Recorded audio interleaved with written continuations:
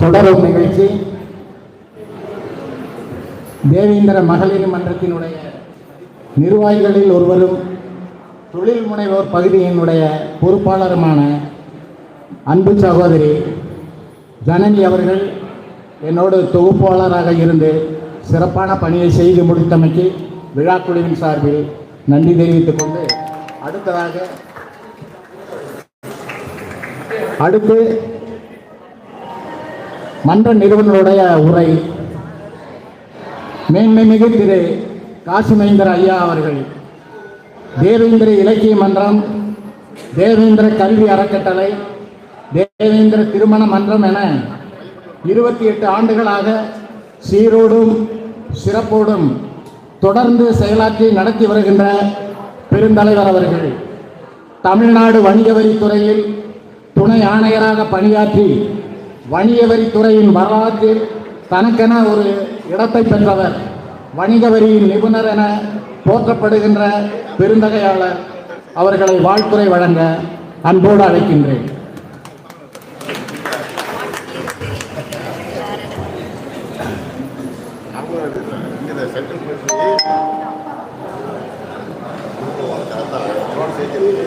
எல்லோருக்கும் வணக்கம். காலத்தின் அருமை கருதி அனைவருடைய பெயர்களையும் நான் வாசித்தால் அதற்கு 5 நிமிடம் ஆகும். அதனால் எல்லோருக்கும் வணக்கம் என்ற ஒரு ஒற்றை சொல்லி நான் உங்களுக்கு வணக்கம் தெரிவிக்கிறேன். பொறுத்தருள வேண்டும். தாழ்வுற்று வறுமை மிஞ்சி விடுதலை தவறிக்கட்டு பால் விட்டு நிற்கிறது இந்த தேவேந்திர உலக வேளாளர் சமுதாயம். இந்த சமுதாயம் முன்னேற வேண்டுமானால் கல்வி ஒன்றுதான் தீர்வு என்று தேவேந்திர இலக்கிய மன்றம் நம்புகிறது. அதனால்தான் கல்விக்கோர் கலங்கரை விளக்கம் என்று நாங்கள் பெயரிட்டு 1000 ஏழை மாணவர்கள் 5 ஆண்டுகள் 1000 பட்டதாரிகள் என்ற ஒரு பெயரிட்டு 28 ஆண்டுகளுக்கு முன்னால் இந்த இலக்கிய மன்றம் துவங்கப்பட்டது. நமது சமுதாயத்திற்காக கல்விக்காக இலக்கிய மன்றம் தொடர்ந்து போராடி கொண்டு வருகிறது. இப்பொழுது பட்டியல் வெளியேற்றத்திற்காகவும் நாம் சட்ட போராட்டத்தை கையில் எடுத்திருக்கிறோம். அதுவும் வெற்றிகரமாக இலக்கிய மன்றத்தால் சாதிக்க முடியும் என்ற நம்பிக்கையை உங்களுக்கு நான் உத்தரவாதமாக அளிக்கின்றேன். பட்டியலிலிருந்து வெளியேறினால் மட்டும் போதாது, பொருளாதாரத்தில் நாம் முன்னேற வேண்டும். மற்ற முன்னேறிய இன மக்களைப் போலவே நாமும் பொருளாதாரத்தில் உயர்ந்த பதவிகளில் தொழிலதிபர்களாக, விஞ்ஞானிகளாக, கல்லூரி பள்ளிகள் நடத்துபவர்களாக நாம் மாற வேண்டும். அதனுடைய முதற்படியாகத்தான் இப்பொழுது நாம் இந்த மகளிர் மன்றத்தை துவக்கி இருக்கிறோம். பெண்கள் வீட்டின் கண்கள் மட்டுமல்ல, இந்த நாட்டினுடைய கண்கள். ஒரு பெண் ஆண் படித்தால் அந்த குடும்பத்தில் ஒரு ஆண் படித்ததாகத்தான் இருக்கும்.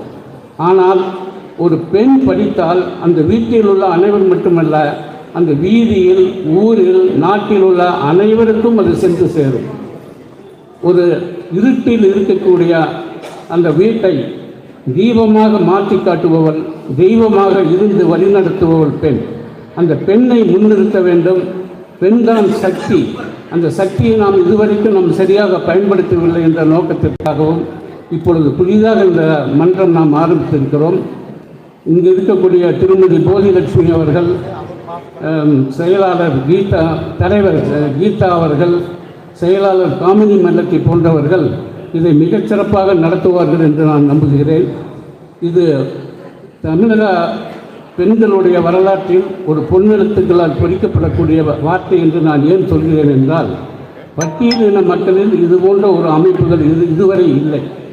அதுவும் கோவையில் இதுபோன்ற அமைப்பை நாம் உருவாக்கி ஏற்கனவே தொழிலில் முன்னேறிய நகரமாக இருக்கக்கூடிய இந்த நாட்டில், இந்த கோவையிலே இவர்கள் தொழிலதிபர்களாக 1-2 ஆண்டுகளில் இதே மேடையில் அவர்கள் பரிசு வாங்கக்கூடிய நிலைக்கு வருவார்கள் என்று நான் நம்புகிறேன். நாங்கள் அவர்களோடு பேசிக் கொண்டிருந்த போது ஒரு 3 திட்டங்கள் வைத்திருக்கிறோம். அடுத்த மாதம் உணவு திருவிழா நடத்துவது, இமிடேஷன் ஜுவல்லரி வாங்கி நமது 1000 சகோதரிகள் நம்மளுடைய வாட்ஸ்அப் குழுவில் இருக்கிறார்கள். இதே ஒரு பெரிய மிகப்பெரிய ஒரு நம்மளுக்கு அசட்டு. அந்த அசட் அவங்களுக்காக நாம் என்னென்ன செய்யணுமோ அத்தனை நாம் செய்யறதுக்காக இருக்கிறோம். இமிடேஷன் ஜுவல்லரி, இது உணவு திருவிழா, அதற்கடுத்ததாக டெய்லரி. இப்போ இந்த நம்ம நைட்டிஸ் எல்லாம் நம்ம செஞ்சு இருக்கோம்னு வச்சுங்க, 1000 சகோதரர்கள் இருக்கிறாங்க, அவங்களுக்கு கொடுத்தாவே போகுது. அது இல்லாமல் இலக்கிய மன்றம் ஒரு குறிப்பிட்ட தொகை இந்த மகளிர் மன்றத்திற்கு நாம் வழங்க போகிறோம். அதை வச்சு தொழில் முனைவோர்களாக அவர்கள் வருவார்கள். எல்லாவற்றுக்கும் மேலாக என்னுடைய பிடித்தமான சப்ஜெக்ட் எஜுகேஷன், படிப்பகம். அந்த படிப்பகம் ஒவ்வொரு ஊர்லேயும் அவர்கள் ஆரம்பிப்பதாக என்னுடைய வாக்குறுதி கொடுத்திருக்கிறார்கள். அந்த வாக்குறுதி கண்டிப்பாக நிறைவேற வேண்டும் அப்படின்னு சொல்லி எனக்கு ஒரு மிகப்பெரிய ஆசை இருக்குது. கண்டிப்பாக செய்வார்கள் என்று நம்புகிறேன். அவர்களுக்கு ஊக்கமளிக்கும் விதத்தில் ஒரு கையெழுத்தல் கொடுத்து அவர்களுக்கு செய்யுங்க. அடுத்ததாக மாணவர்களை பொறுத்த அளவில் 10ஆம் வகுப்பு மாணவர்கள், உங்களிடத்தில் ஏதோ ஒரு சக்தி உள்ளது. 80 மார்க்குக்கு மேலே இருக்கிறது அவ்வளோ சாதாரண காரியம் இல்லை. ஒரு ஸ்பார்க் இருக்குது. அந்த ஸ்பார்க்கை வச்சுட்டு நீங்கள் முன்னேறி போயிட்டே இருக்கணும். படி, பகலில் படி, இரவில் படி, எந்நேரமும் படித்து கொண்டே இருக்க வேண்டும். உங்களுக்கு ஒரு இலக்கை நீங்கள் நிர்ணயித்துக் கொள்ளுங்கள். நான் இதுவாக வேண்டும், நான் இன்ஜினியர் ஆக வேண்டும், IAS ஆக வேண்டும், IPS ஆக வேண்டும் என்று நினைத்துக் கொள்ளுங்கள். அது ஒரு சென்னை போன்ற இடத்திற்கு ஒரு பயணத்தை நீங்கள் துவக்குகிறீர்கள். இடையிலே நிறைய உங்களுக்கு டைவர்ஷன் வரும். நிறைய பேர் பக்கத்து ஊரில் போனீங்கன்னா கிராமத்தில் போய் தங்குவீங்க. அதனால் பெண்கள் எல்லோரும் என்ன செய்ய வேண்டும் என்றால், உங்கள் குடும்பங்களில் எந்த மாணவனும் ஸ்கூல் ட்ராப் அவுட் ஆகாமல் பார்த்துக்கணும். மகளிர் மன்றத்துக்கு கூட நான் ஒரு கட்டளை ஒன்று பிறப்பிச்சிருக்கிறேன். சம்மர் வெக்கேஷன் வந்தேன்னா 8வது 9வது படிக்கிற மாணவர்கள் யாரும் பெயிண்டிங் வேலைக்கோ எந்த தொழிலுக்கோ அனுப்பக்கூடாது. அப்படி நீங்கள் அனுப்புகிற பொழுது என்ன ஆகுதுன்னா, அவனுக்கு காசு வாங்கிடுது. அதுக்கும் பிறகு அவன் படிக்கிறதுக்கு இன்ட்ரெஸ்ட்டை காட்ட மாட்டேங்கிறான்.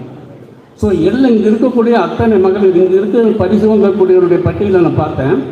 ஏறக்குறைய 150 பேர்.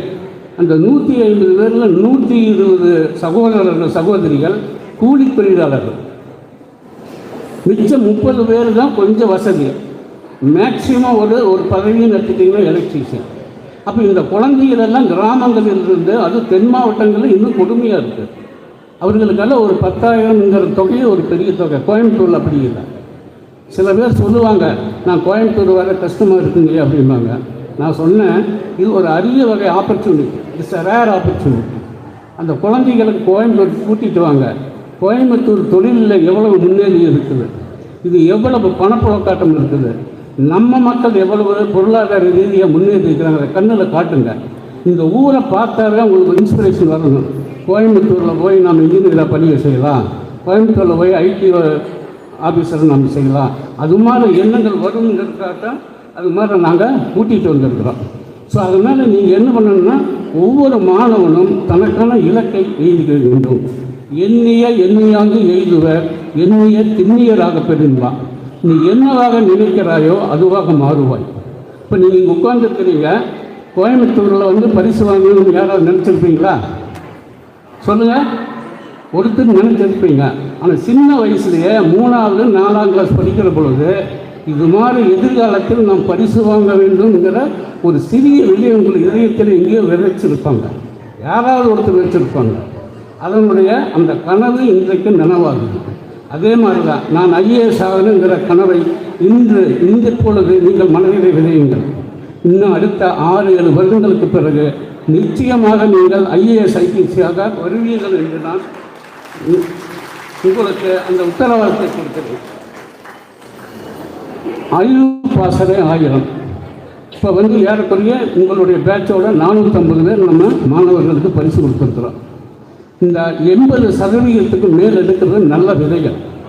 அந்த நல்ல விதைகளை நம்ம வளர்த்தி உரமிட்டு நீரிட்டு ஆடு மாடுகள் கடிக்காமல் அதை பாதுகாத்து நம்ம கொண்டு வந்தோம்னா அது ஒரு பெரிய விருட்சமாகும்.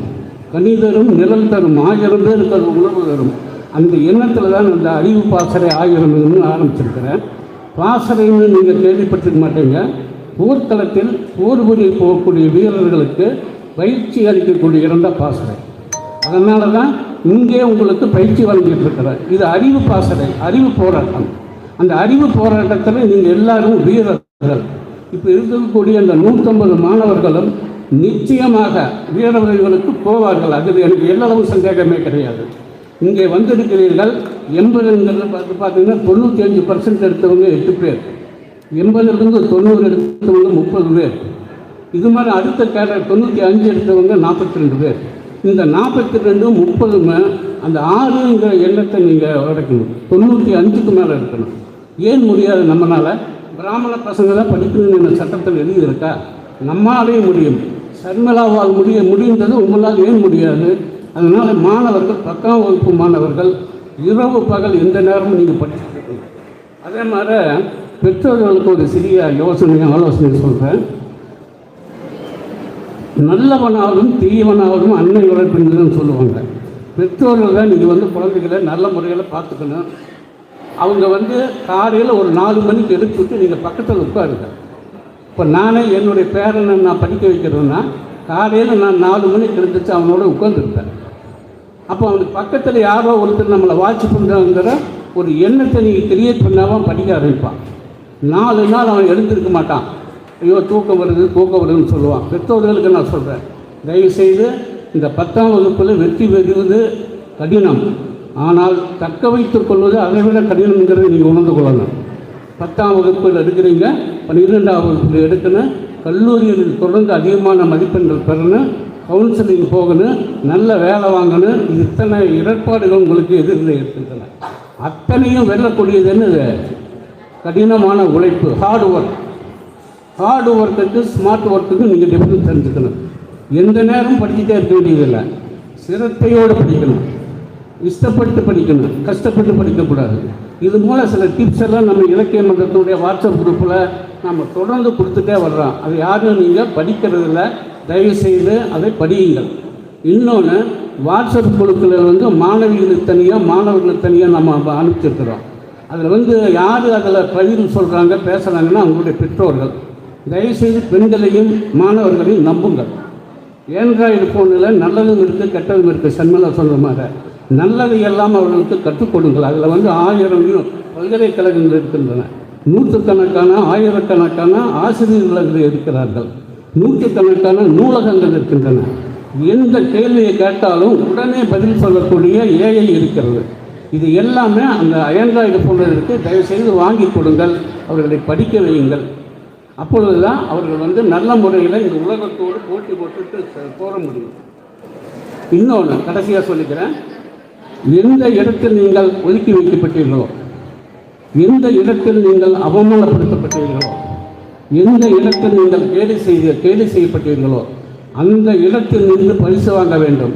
அந்த இடத்தில் நின்று மிகச்சிறந்த ஒரு மனிதனாக நான் நின்று வருவேன் என்கிற ஒரு உறுதிமொழியை நீங்கள் எடுத்துக்கொள்ளுங்கள். ஒவ்வொருவருடைய வாழ்விலும் அவமானங்களும் கஷ்டங்களும் கண்டிப்பாக வந்திருக்கும். கேலி கிண்டல் இல்லாமல் இருக்க முடியாது. அதை நீங்கள் உரமாக பயன்படுத்தி கொள்ளுங்கள்.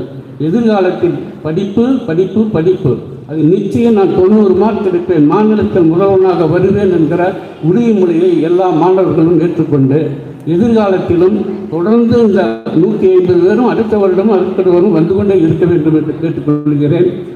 இருக்கும் அனைவருக்கும் எனது நன்றியை மனமாற தெரிவித்துக் கொள்கிறேன். நன்றி.